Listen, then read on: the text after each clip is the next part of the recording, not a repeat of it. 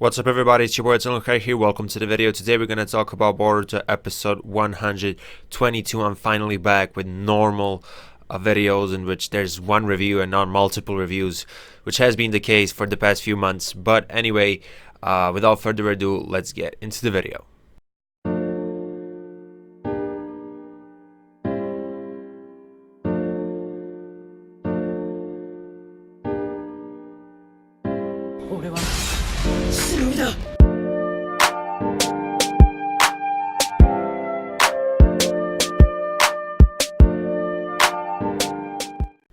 This episode begs the question, is Kankuro dead? Now, personally, I do think that he is indeed alive. I think that he pulled out some puppet or something like that. Obviously, we didn't see it, but the writers are trying to create this tension, and they're making us wonder, is he alive? Is he dead?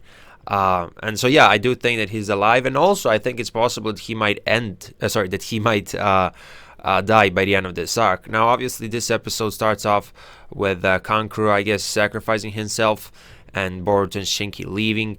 We constantly have this conflict between Boruto and Shinki in this episode because Shinki is only focusing on the mission. He's being very rational and Boruto is thinking emotionally. We had this like similar contrast between Sarada and Boruto earlier in the Boruto anime, especially when the new Team 7 was formed. If I had to sort them, I'd say that Boruto is the most emotional. Shinki is like extremely rational, and like Sarada is like in between. And the more time she spends with Boruto, the more emotional she becomes and less rational, I guess. So yeah, I mean, Boruto inherited that trait from Naruto. It does kind of make sense. And you know, we have all these, at least I'm constantly thinking about Obito, Kakashi, all these parallels. You know, these questions are very complex. Do you just focus on the mission, or do you go and sacrifice your friend? Obviously, you know, there's a lot of other variables that have to be considered, mostly the consequences of picking either like any of the options. But you know, it's just I like that little dynamic between Shinki and Boruto and that contrast between them. Now, in this episode, we saw Temari and Shikadai. The fact that more characters are going to be involved in this arc means that it's probably going to be lengthy. I made like a Twitter video yesterday in which I said that, in my opinion, this arc will be 10 to 12 episodes long. I don't think it's going to be like 6 episodes, which is what a lot of people are predicting. I do think that it's going to be a little lengthy. Not too lengthy, so like not 20 episodes, but 10 to 12. That's my prediction. I could be wrong. I'm hoping that we're going to get some Otsutsuki related information in this arc because Urashiki is here and Toneri's name was brought up, I think, in episode 121 or 120, not this one, because obviously Urashiki was away up until the last couple of moments of the episode. So yeah, I've mentioned that contrast between Boruto and Shinki. Also, I think the writers made a parallel between the Gaara Naruto case and the Shinki Boruto case. Well, not necessarily a parallel, but I think they're foreshadowing that Boruto is indeed going to change Shinki's life philosophy by the end of this arc, either by saving him or whatever, or saving somebody else. Already, the fact that he went back to save Kankuro in this episode, it should have already influenced Shinki a little bit, even though we didn't see it on screen. I'm pretty sure that had some effect. And so depending on how deep this arc gets and how long it is, I do think that we're going to see a change of heart in Shinki, and I do think that Boruto and Shinki are going to have like a normal relationship, like more normal, if you get what I mean.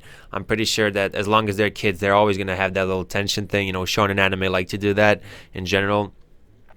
Even though Boruto is one of the most unique shonens out there and follows the least amount of these stereotypical shonen, characteristics, still we do have that tension, even though it's like maybe a little exaggerated, but you know, that's the genre for you. There's just, you know, guys like me aren't the target audience, right? It's kids mostly. Not that I'm too old, I'm 19, but you get what I'm trying to say.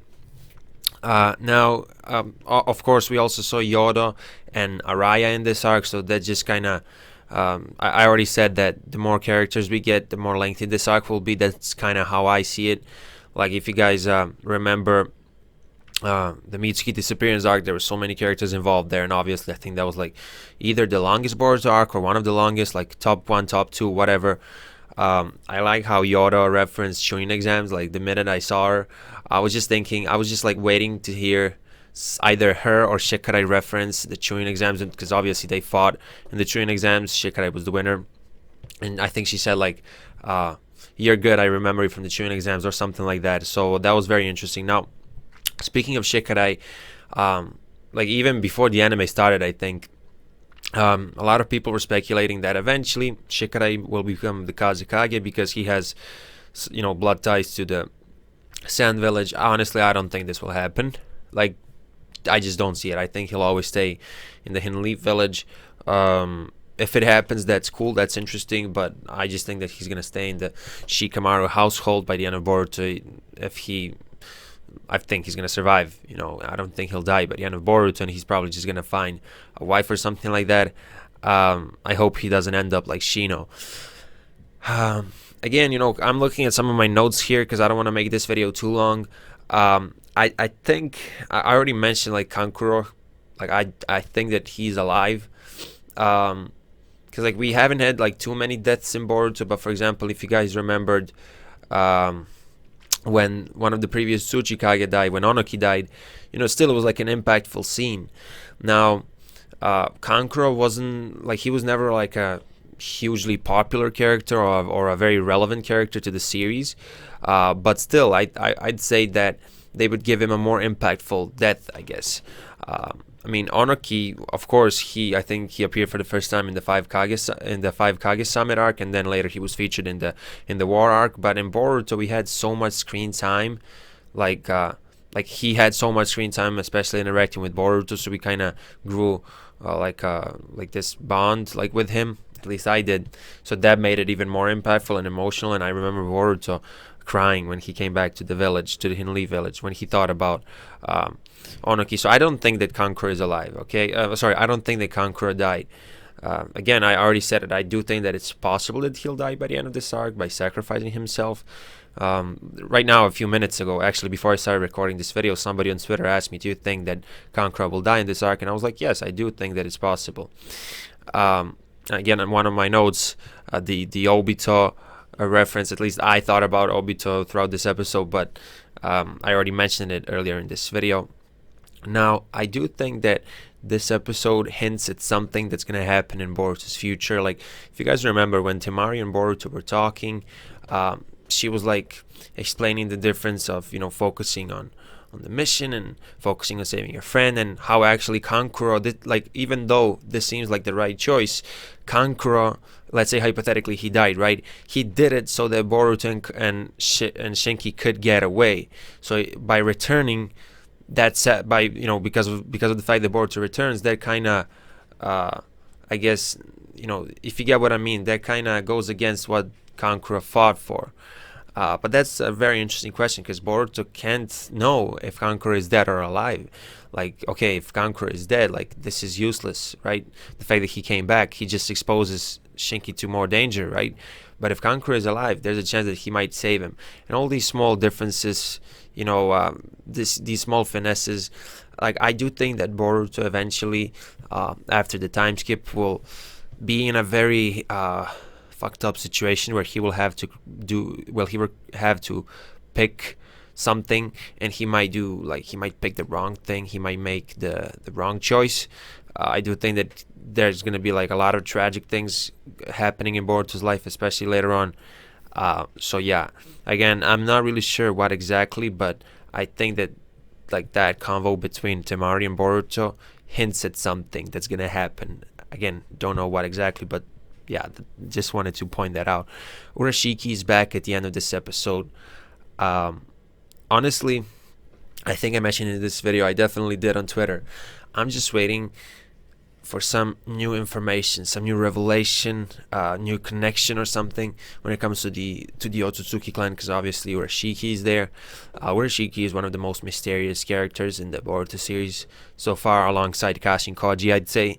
But if you're just an anime only, you probably don't know who Kashin Koji is, or you might have heard about him because a lot of people made videos on him, myself included. But Urashiki is very mysterious, okay? Very, very mysterious. Like, for example, the puppets that he's, I guess, controlling, like, those were Toneri's puppets. He probably stole them from him. We know that he can, like, steal chakra abilities, but I still don't think that we saw, like his full powers. During the versus Momoshiki arc, we saw that he had the Rinnegan in one of his eyes. Earlier in this arc, we saw that he has both of them, like, in both eyes. So, Urashiki's, presence on screen always brings surprises, okay, all the time. And I just think that we're gonna get something huge in this arc. I think it was opening 4, the opening that was very misleading with the ice monster. Like, even if we get that monster in this arc, which I do think we will, I think we'll get it in this arc, it was still misleading, like, short term, because we were expecting to see it back then when that opening was airing, but it was something completely different. I hope that we get that monster, stuff like that. And in that opening, we had the Jogen, right? Jogen was activated, the Boruto's dojutsu. So maybe some information about Jogen or something like that. Because again, Toneri's here, and Toneri was the first guy who ever mentioned, like, Jogen's name.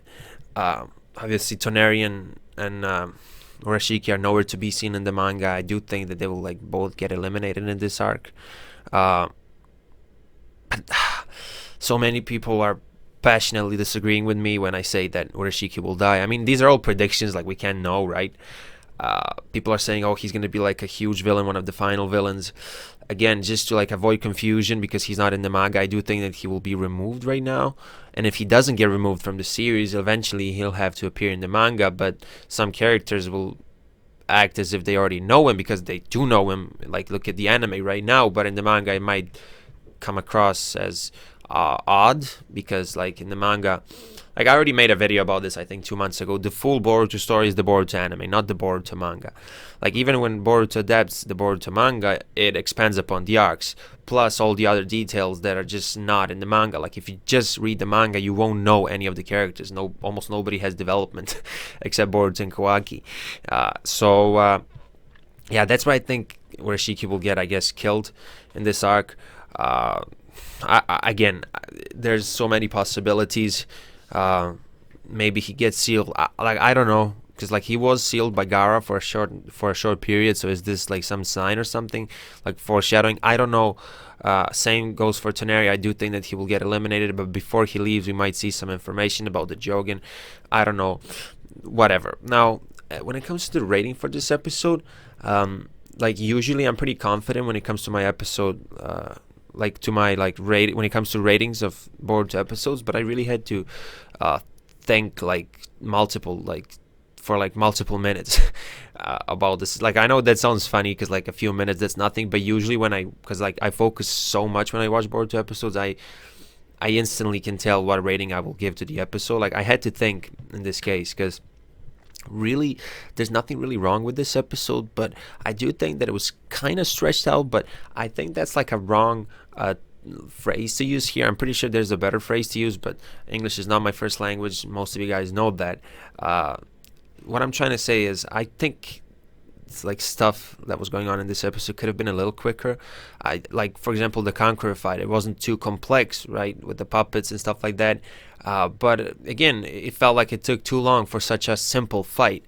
And again, the scenes between Boruto and Shinki arguing, I do think they were, like, a little exaggerating, melodramatic, just a little bit. So that's why I'm going to give this episode a 9.5 out of 10. But overall, a really nicely structured episode. It starts off pretty intensely with a Kankuro fighting. We had all these character interactions and dialogue scenes, and in the middle portion of the episode, and then at the end, we potentially have some foreshadowing scenes when it comes to Boruto's future. And Urashiki is back. Hopefully Sasuke will be back as soon as possible, and I'm just waiting to see, like, a fight between Sasuke and Urashiki, or Urashiki versus Sasuke and Gaara, or Urashiki versus everybody. I mean, if my theory is correct, the one about the ice monster being, like, Urashiki's ultimate weapon, or that actually being Urashiki, we're gonna see everybody fighting against the icy thing. So 9.5 for me for this episode. That was your boy Hokage. Twitter, Discord, Instagram, and second channel links are in the description of this video, and I'll see you in my next video. Bye.